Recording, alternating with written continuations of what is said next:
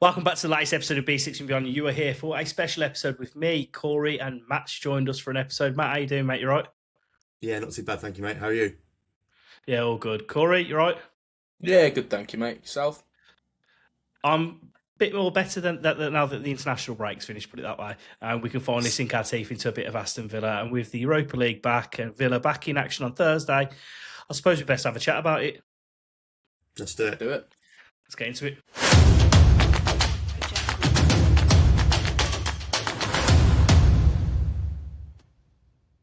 Before we do go any further, guys, I just want to remind you of an ongoing giveaway for either match tickets or a shirt of your choice. All that you need to do is make sure to smash that subscribe button. Give away that every 500 subs, and we are getting close to the next giveaway. As Aston Villa are going to win the Europa League this year, let's go for 50 likes on the video. Smash the like button. Right, let's get it straight into it, boys. What are we expecting for Thursday, and what do you want to see from the team? Matt, kick it off, mate.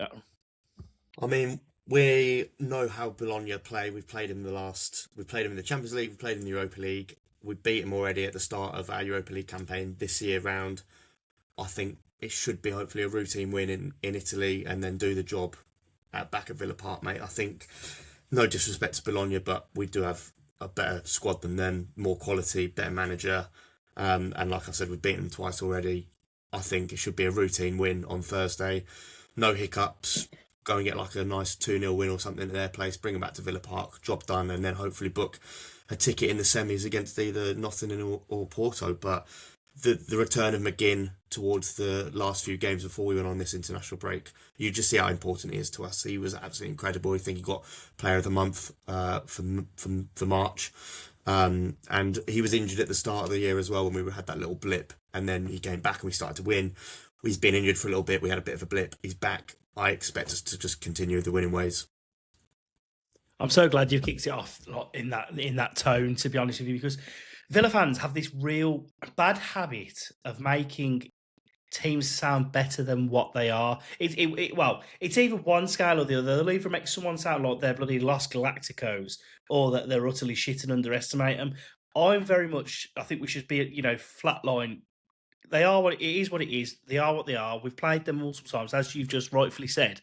So we should be confident going into this game. We shouldn't be fearing them in the slightest. Yes, they've got a couple of players that can potentially hurt us. Orsolini on the wing, he's not a bad player. Castro up top can cause problems, but ultimately, we are the favourites of the competition for a reason. Yes, there is a target on our backs with that, but we are the favourites for a reason because we are the Premier League club. We are the side that has all the Premier League money that comes into the football club, and we are the team that are paying all the wages on the squad that we have got to have the best, probably arguably the best squad in the competition still. Cory, how are you feeling ahead of the game? Yeah, I'm confident, as yourself and Matt have just said. It's a game we should expect to win.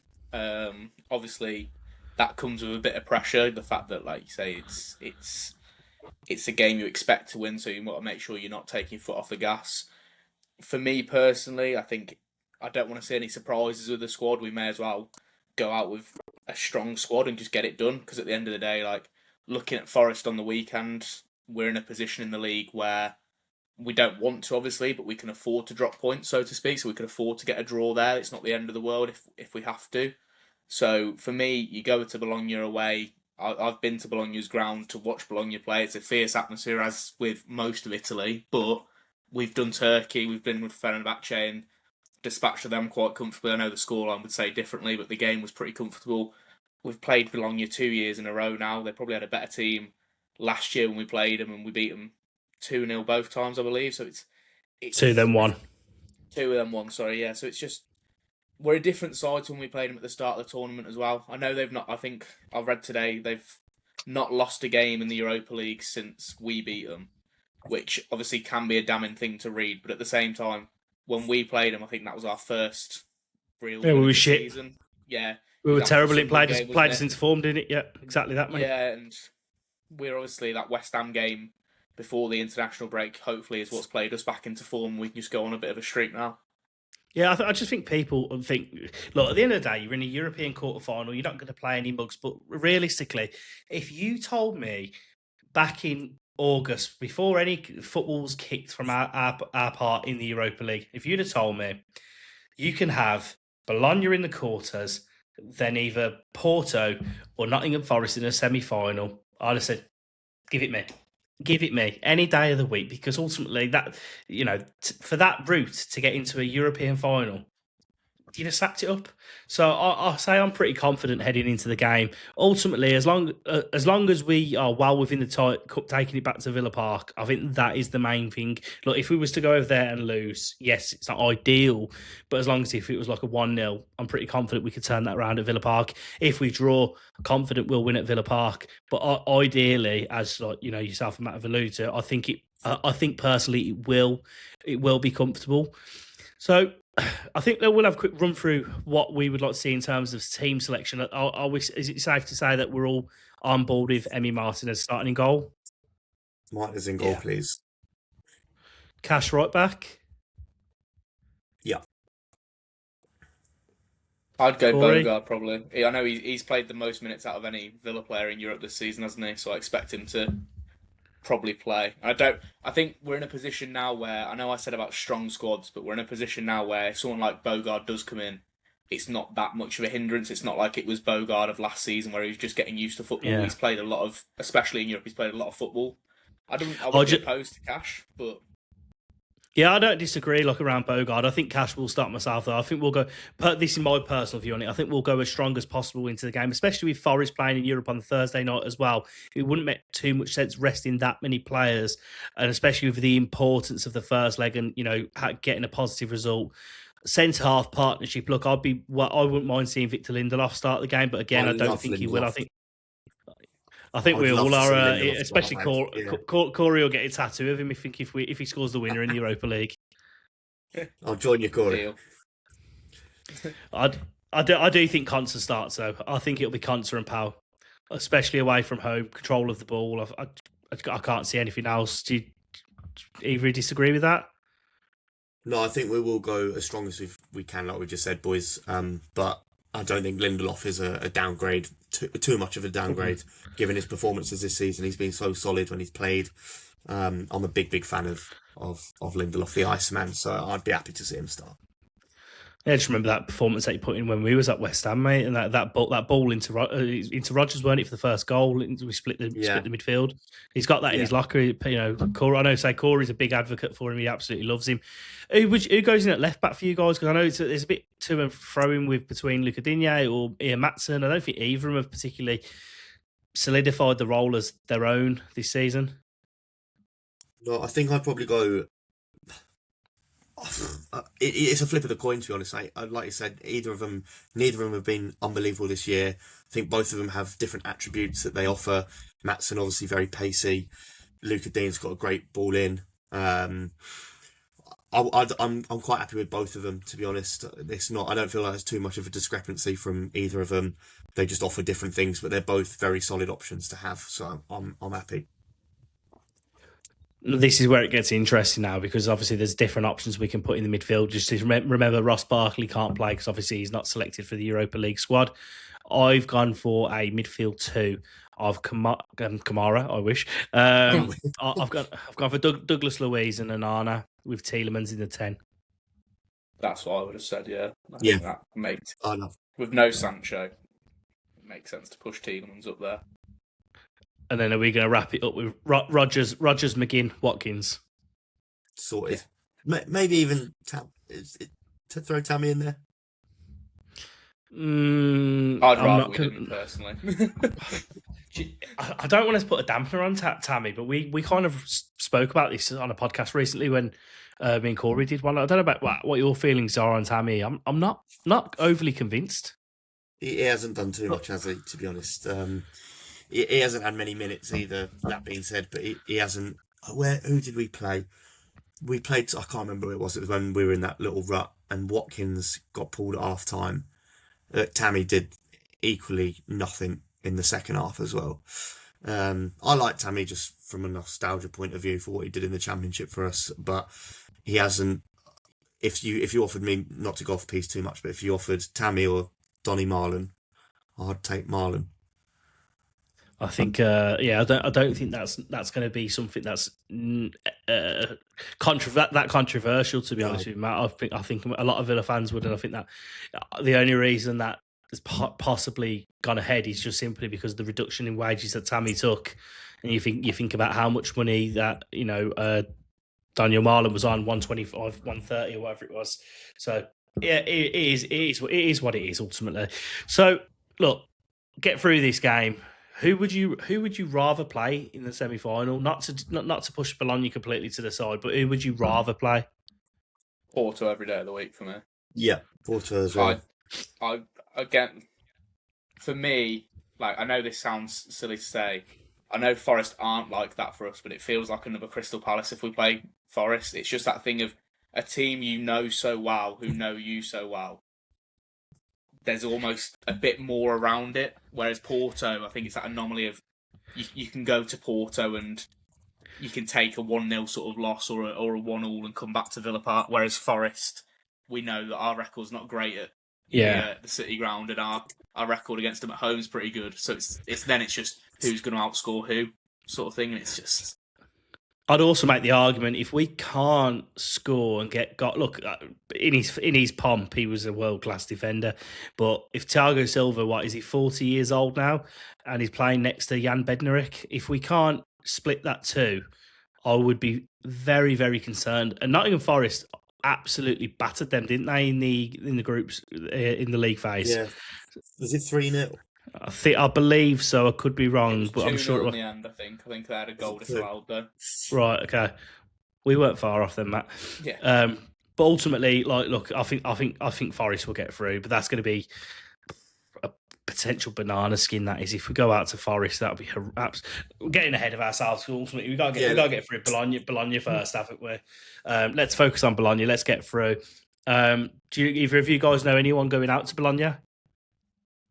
I know a few of the lads going out, mate. I actually did look at flights or to go out just to be with all the fans, but they caught us with the old ticket inflation for the flights. So I was like, I'll save that, hopefully, Cory, for a trip to Porto in the semis instead. But we will see.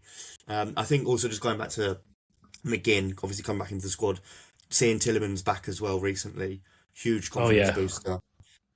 Just the level of quality that he offers. McGinn is such a unique profile, and we've spoken about it a lot in the past, that he brings that energy that we've been lacking recently, and then Tielemans just brings that extra bit of quality that we've been missing. To have both of them back now, obviously I know we don't have Kamara still, but those two coming back just gives me so much more confidence, A, for the rest of this competition, and B, trying to secure that Champions League position in the Prem, which I think we might do as well. So one thing I was really pleased to see was I spoke a couple of times on the previous podcasts about when Tielemans comes back from injury, he normally gets off to a slow start, which really worries me. And I wasn't sure whether he'd be up to this run-in. And I'm so glad that he made a mistake for Belgium against the US for a goal and gave the ball away. Because I'm like, do it in the internationals, who cares? Do that, get it out of the way. So well, at least he got minutes under his belt, didn't he? That was a good thing. At least he played some time. He got about 90 minutes in all, didn't he? I think he got last 30 minutes of the USA game and first 60 minutes of the other game they played. Yeah, I do think though. I don't know how you feel. Like looking at it in reflection, I don't think we as Villa fans actually realised, or maybe not realised, appreciated how good of footballers both of them two are. Because especially McGinn. Because look, I'll be the first one to put my hands up and say I don't think McGinn is the best technical footballer, but my God, he's better than some of the shite that we've had in while he's been. And that's not to be like take the piss out of a lot of players like a Buendia, like a Leon Bailey, But the difference in caliber from a John McGinn up to them is it's ridiculous, isn't it? He's chalk. It's not chalk and cheese. He's 10 times the player than them are. And I think what he brings to the side in terms of his leadership, his work ethic. I fear, and I think it is a real fear of mine. I probably am going to have nightmares over it when it comes close to it. Replacing him is going to be such a tricky task. Not to go all Pep Guardiola on you, but we cannot replace him. And for £2.5 million, I genuinely thought about the other day. I don't think we will ever spend a better £2.5 million for the rest of in my lifetime. Anyway, we've just touched on his quality, but his leadership, like we said, his profile, the way he uses his body, the way he covers every blade of grass. He has got an absolute thunderbolt on him as well. Can pick a pass. He genuinely has pretty much everything. I love him. I love him to bits. And we saw how influential he was when he was injured since January, and we went on that little rut. And at the start of the season, like we touched on, he is absolutely crucial to us. And I do worry for the day that he moves on or hangs his boots up, because it's going to be a big John McGinn hole to fill. I wouldn't be surprised if he scores tomorrow, to be honest with you, because he always seems to score in big games or big goals that I call them captain's goals. That's what you get from him. He scored. He was the one who scored in the Bologna game, the 1-0 game at Villa Park. He got 2-2 against him. He scored in the Did he score in the first game? Well. It will be on the edge of the box. Someone will lay it off to him, and he'll whip it, start outside the post, and it will bury bottom corner on his left peg. Like the goal he scored in the league the other day from the set piece. Yeah, but more. I think this will West Ham. be not quite as high. It will start more of a daisy cutter, but it's happening. Put your house on it. Right, so what's your predictions for the games and what we're going for? Matt, you reckon 2-0? I'm going to go 2-0, mate. Fairly comfortable. A lot of possession. Controlling the game, controlling the tempo. And yeah, a goal from McGinn. And let's go Watkins. I hope so. I'd like to see Ollie get. I've got real. We'll go into your prediction shortly, Cory. I've got a real good feeling that Tommy Tuchel leaving Ollie Watkins out of this England squad is going to give him that right kick up the arse now. Because realistically, after the way that certain players, Dominic Calvert-Lewin, Solanke, they performed in that international break, that has massively benefited Ollie Watkins. And Ollie Watkins now leading into the back end of the season. For me, all that he needs is to have a positive end to the season, because Tuchel knows what he does. He knows everything about Watkins. He just hasn't done it. If he does it from now to the end of the season, he gets in the England squad for the World Cup. So he's got all the motivation to do it. Win the Europa League with Villa, secure top 4 with Villa, get in the England squad, and then we sell him for 100 million. What? No, Cory, what do you reckon the score's going to be, mate? I'm going to go conservative 1-0.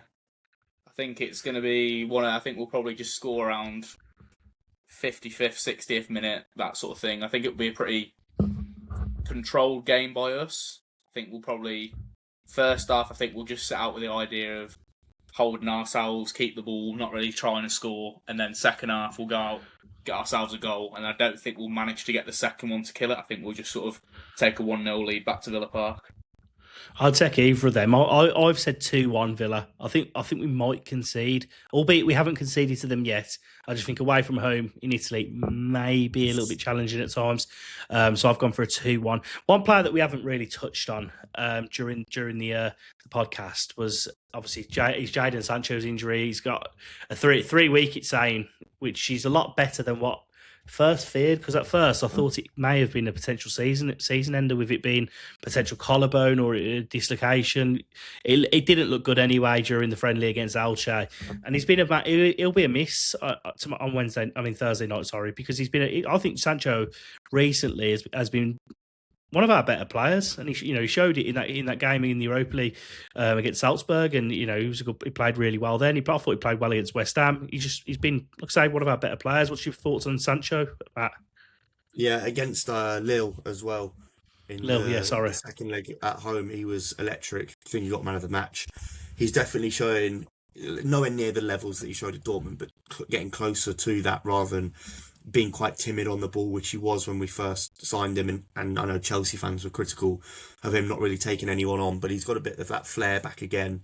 The reason he had 5-star skill on FIFA, but not to bring FIFA into it, but he clearly got quite a lot of personality on the pitch, and he does his step overs and things, and we've not really seen much of that, but in the last few weeks we have, and he's also backed that up with some numbers as well, some goals, assists, and his link-up play in the front three as well has been really good, and he definitely will be in this. But I know there's been some talks of getting him on a free maybe in summer, but his wages are obviously astronomical. But if there was a discussion to be had where he halved his wages, maybe even more because he's on such a wedge, but if he was on a free, I would definitely take a punt on him for sure if the wages could be sorted. I think it'll be him or Harry Wilson most likely. It's just like I say, his wages, and then it's not just that; it's his agent fee as well. With SCR coming into play, that's going to be very, very much a sticking point with the Sancho deal, I think. But if he wants to play football and he's actually serious about getting his career back on track, then where better to play football, that Aston Villa with a fan base behind you that will love you, and not just that, a manager, arguably one of the best managers in the world football in improving players in Unai Emery. I just don't know why he would look elsewhere. But if he feels at home at Dortmund and that's where he wants to go, thank him for his service. If he signs off with a goal in the Europa League final, he'll probably go down as a cult hero, if not a legend of the football club if he scores the winner. But it is what it is. I've digressed a little bit there talking about Jadon Sancho. But is there any other bits you guys want to touch on before we end the podcast? There's one thing I just wanted to mention quickly, just briefly, is I've seen a lot of people talking about it, and I wanted to get your lads' thoughts. Obviously, the break in between the games, and Bologna obviously having a game in between, like the effects on that. Like, one thing I'm really happy about is Morgan Rogers obviously played a full game for England against Japan. He was the only, I think it was him and Elliot Anderson, the only two who didn't get substituted in that game. And it just seems he always plays 90 minutes. Whenever he plays a game, he's playing 90. So I'm glad he gets a bit of a rest. But I just want to get your lads' thoughts on, do you think the rest's good, or do you think it's a bit of one of them where it's like it'd be ideal to have got something in just before, similar to Bologna? I think personally, I think the scheduling of the way they've put the FA Cup following the international break was absolutely fucking daft by the Premier League and the FA. Like, you've got all these teams coming off of an international break that will have a match week off. If you've got players that aren't called up for their international teams, like how we had all those players that played against Elche. Yes, we picked up the Sancho injury, but that is what it is. That can happen anywhere. But to have all of those players just sat at home for potentially 3 weeks without no football is absolutely ridiculous. So I think the Premier League should have had the weekend just gone should have been the game against Sunderland, and then next week should have been the FA Cup weekend. I don't know how that would have worked logistically. I don't know that deep into it, but surely on the face of it, that would have been the better solution. Yeah, I agree with that, mate. I think it has been a long break, obviously, with the 2-week internationals. Then the FA Cup seemed a bit silly. The only positive I'd take away is obviously McGinn and Tielemans were both coming back from injury, so I thought a bit more time to recover. Tielemans especially, we didn't think we'd see before the international break. But overall, it has been a long period of time without any football. Feels like it has probably been a month since I sat down to watch the Villa properly.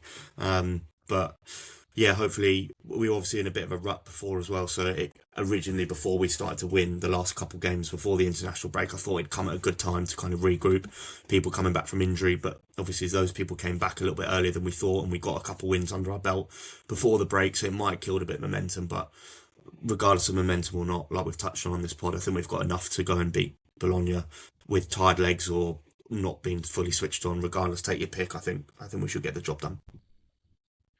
Right, so the message that I'm getting from what the pod really is that we're going to win the Europa League, we're going to get top four, the Villa are massive, and get your flights booked for Istanbul. Is that about right? That's it. No further questions, Your Honour. Right, we will wrap it up there, gentlemen. We'll probably be back for a post-match reaction show after the Bologna game, celebrating Aston Villa near enough having one foot in the Europa League semi-final. Touch wood.